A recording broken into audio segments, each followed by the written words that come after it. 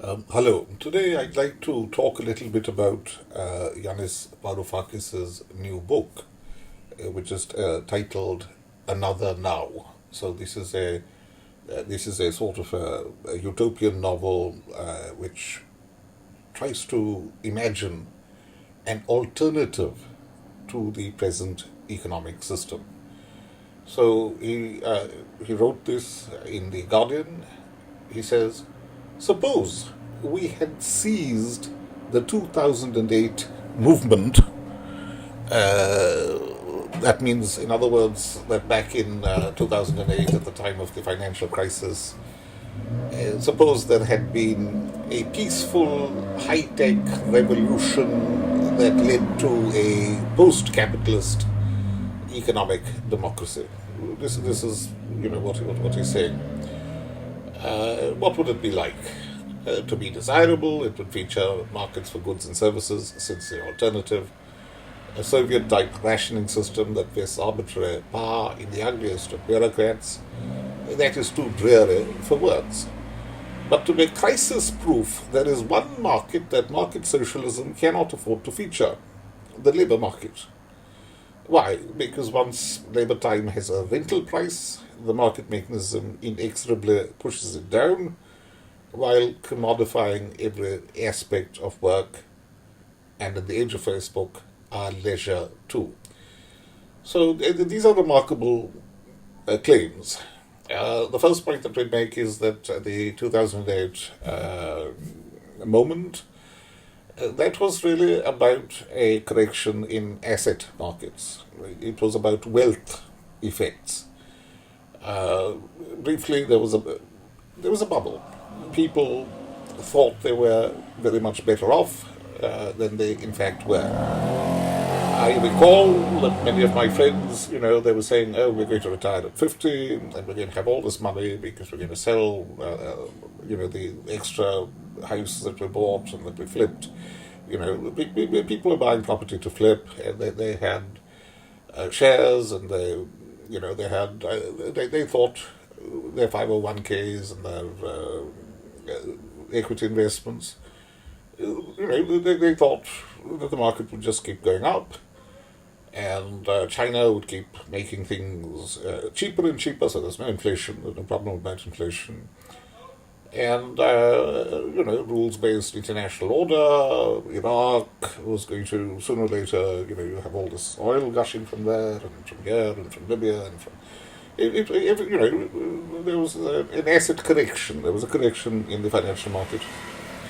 And, you have Obama coming in, and, everything's going to be okay.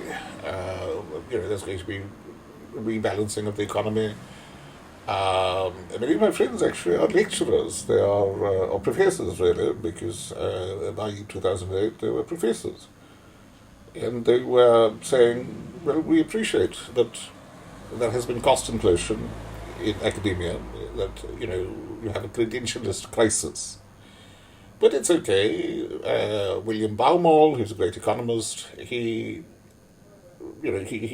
spoke of cost disease, Baumol cost disease. But there's a workaround for Baumol cost disease, which is basically that you export a lot of your high value added service. So for the indigenous people, the the real cost of the service can be kept down because you're exporting it. So that's the workaround for Baumol cost disease. And this actually works. If you get into Harvard and so on, you're getting plenty of financial assistance. And Harvard is making a lot of money because, the Chinese and the Russians and the Indians and everybody else, they're going to pay a lot of money to get their foot in the door in the most advantageous way possible. Anyway, very briefly, let me say that there was a solution to the problem in 2008, and that solution was the market-based solution, the communitarian solution, which in economics is known as tie-bout sorting or tie-bout models. It's essentially the notion that each local community, that it has freedom. This is called subsidiarity. It has freedom to establish its own mix of taxes and public services. So, for example, this area, it may specialize in really fantastic food. Well, actually, we're next to Chelsea Football Club. So, yeah, so maybe football. Football is our thing. We've got Chelsea over here, we have Fulham Football Club over there.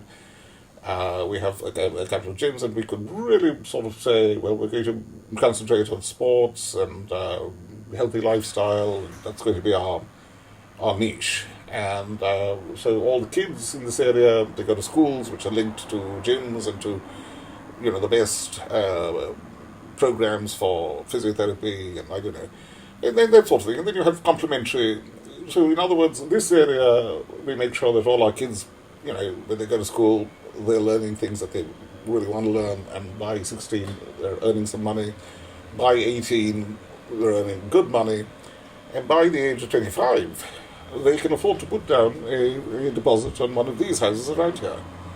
Or else, they're going to Brazil and living at large, or wherever, going where the market is there. And So that's type-out sorting. That means that each area can specialize in something and concentrate on very high value-added education and so forth. For that, it's tailor-made. And that's how you defeat what's called Baumol cost disease, the fact that services rise faster in price than manufactured goods. So there was what we may call a Hayekian, Marxist, communitarian solution, and it had always been there, and it had existed in the 19th century, and it's common sense. It's really common sense. It's only if you're really stupid and you did a PhD in economics without understanding what you were studying, and you became a bureaucrat, and you're a rent seeker, or you're a professor, and you're a cretin, or you're a politician, and you just like talking nonsense. Only in these cases does economics turn you into a problem rather than part of the solution. So there was a problem in 2008. We know how it could have been solved. We know why it wasn't solved in that way. And the answer is it's because of liberal shibboleths. There were, all sorts of lines which you couldn't cross, because then you'd be a racist, you'd be deplorable, you'd be bad, against migrants, xenophobic, you're this, you're that, and, there's a lot of rent-seeking going on, and let's face it, a lot of money was spent putting K Street, putting lobbyists and their clients, putting them in the driving seat.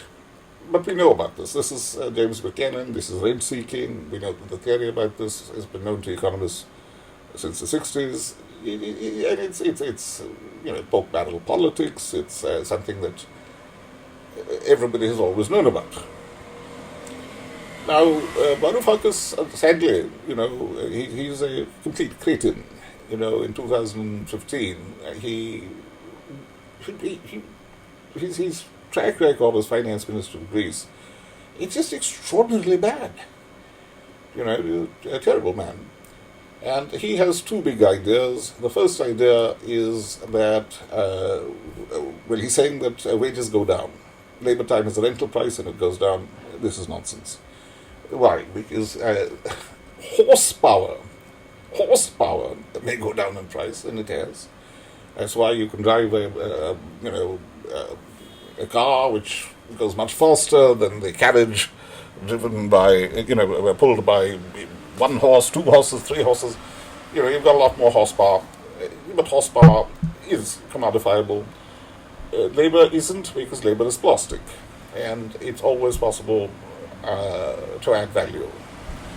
So, a completely false interpretation of the labor theory of value, which in fact, Kantorovich won a Nobel Prize for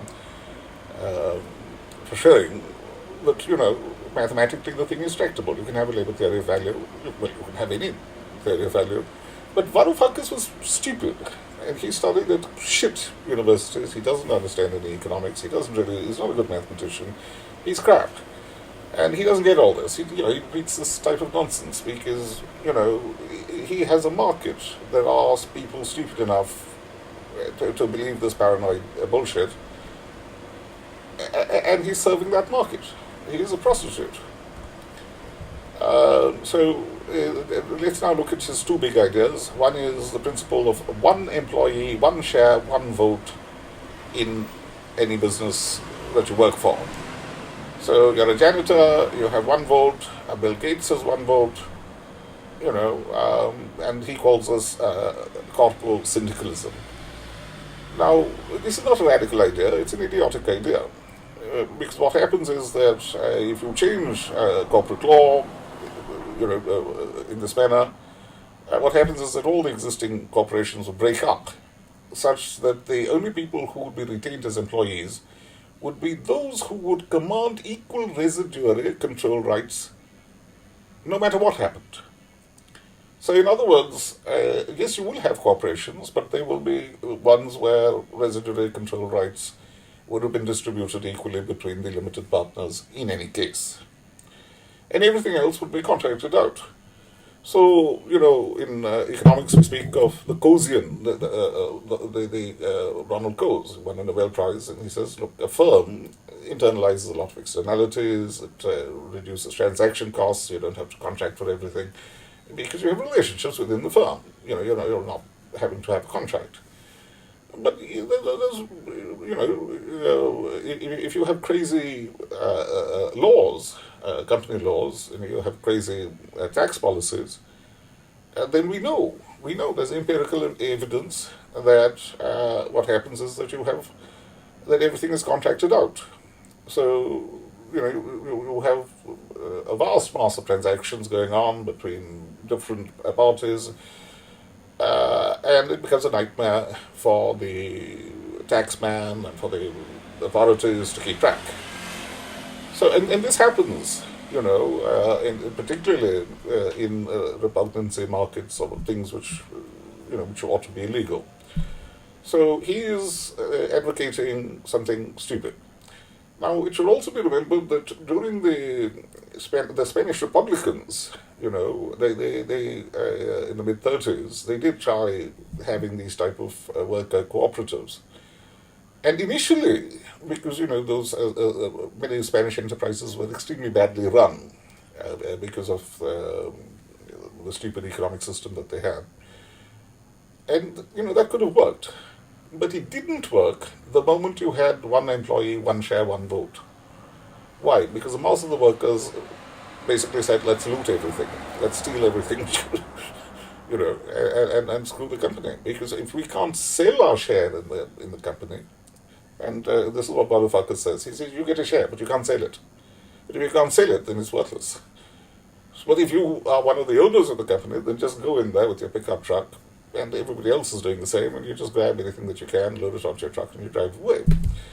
So this is a formula for looting, Now, what's his other big idea? Before that, we must mention the public sector. What if you work for the government? Will you have one share in the government? Will you have one vote in deciding on choice of technique and remuneration and so forth? If not, why not? Either the public sector is like every other sector, or it is a stationary bandit. It's a ruling party. So this is a story about you join the ruling party and you're part of the government, and then of course you can rob and rape and beat anybody you like, except if they start beating you back. So really then it's become a story about you'll have some manpower providers which will feature gang masters.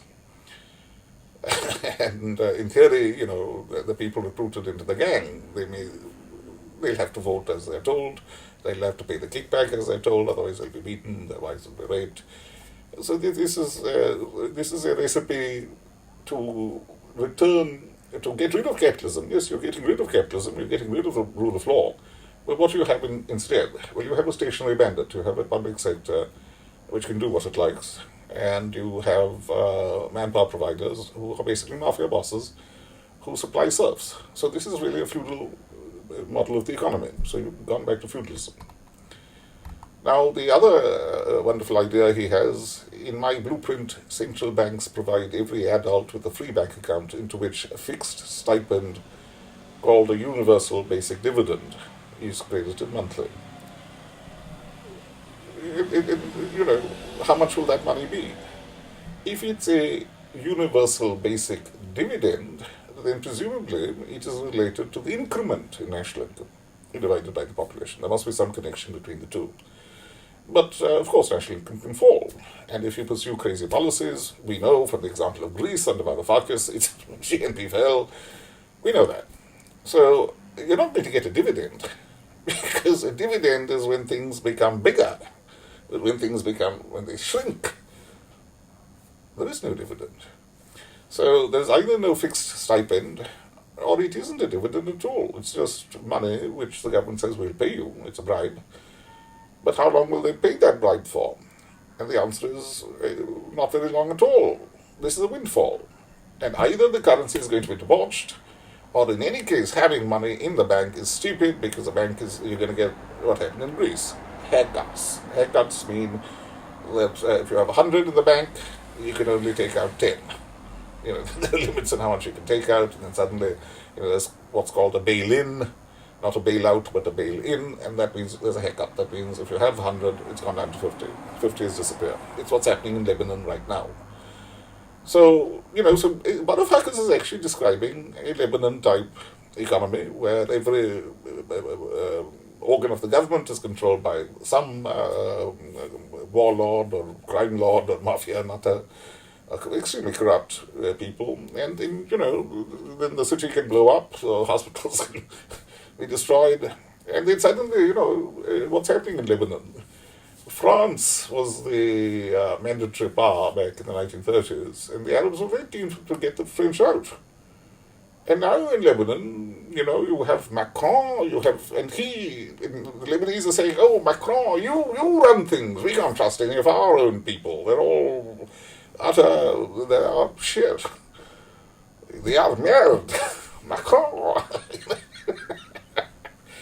So this is what Varoufakis' wonderful ideas amount to. And we know the role that the central bank in Lebanon played in the downfall of that marvelous country. Lebanon and Greece, smartest people in the world. Greece had Varoufakis. I mean, why? And they're still recovering. Lebanon's plight is worse.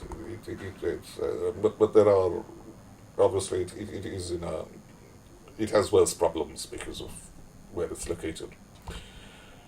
Anyway, the other big idea that Varoufakis, the nutter, has is it proceeds from leasing land which belongs in its entirety to the community for private time-limited use. In other words, what this guy is saying is that if you own your own house, you don't own it. The community owns it, and you now need to pay rent to the government for living in your own house. So, isn't that cool? It's like so this is basically wealth redistribution from property owners to the government. But of course, it won't work. Why? Because you won't pay rent, you prefer to squat. And if somebody turns up to chuck you out of your house, you beat them. Why work when you can steal? Welcome to Venezuela. But of course, Venezuela could easily become prosperous once again when oil prices go up. And it's the people are wonderful. It's a very productive. It's a lush agricultural country with enormous resources. But countries like Greece or Lebanon, they have to be smart. And and you can laugh at Varoufakis, point fingers at him and say, Varoufakis, he's a stupid cunt. But don't listen to him, this man is an idiot. Varoufakis has basically reinvented feudalism. What's his alternative to capitalism?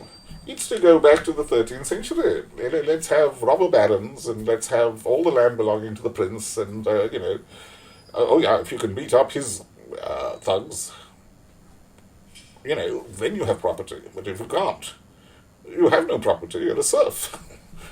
You're serfdom. So, it's very sad, and perhaps in another video I'll explain what game theory actually says. Varoufakis is a game theorist, but he's a stupid game theorist. He could teach some shite, but he didn't understand it. He's a low IQ cunt, and that's why his book is worthless. Now, you could say, a charitable person might say that, look, Varoufakis is merely writing a novel. This is an exercise in rhetoric. It's nothing, don't take it seriously. But you see, rhetoric is about focal solutions to coordination problems. It's about conventions. It's about things. It's about an economy of expression. And the moment you import paranoia into this, the moment you say, oh, look, the game has been rigged in advance, the reason that we're using this word is because of occult forces, and that's all very well. But, you're now competing with shows on Netflix and books by Dan Brown. So unless you actually have an albino Opus Dei assassin in your novel, or a shape-shifting lizards from Planet X, notice that David Icke is probably a more influential political thinker than any of these Hayekian Marxists or shape-shifting lizards or whatever. So this book of his fails. It's slow-witted shite. The characters they're tawdry, they're stupid, and this, as with everything else that Varoufakis has written, is worthless nonsense. But this is not to say that Varoufakis himself is a bad man. He's not. He is serving a global market for shite books. It's a global market. He has found his niche. He is publishing a book, every couple of years or every year, and he's going on TV, and he's a very hard-working, I will not say a rock star, but for a man with rocks in his head, he's earning money, honestly, by selling shit. And what's wrong with that? If you are stupid and worthless, don't become finance minister. Don't try to fuck up your own country. No, write worthless books. Write for The Guardian, be shit. And, you make a bit of money and you pay your taxes. That's all that can be asked of you. Other than, also, I should emphasize that one should not masturbate in public if you are a professor. That's not what to do.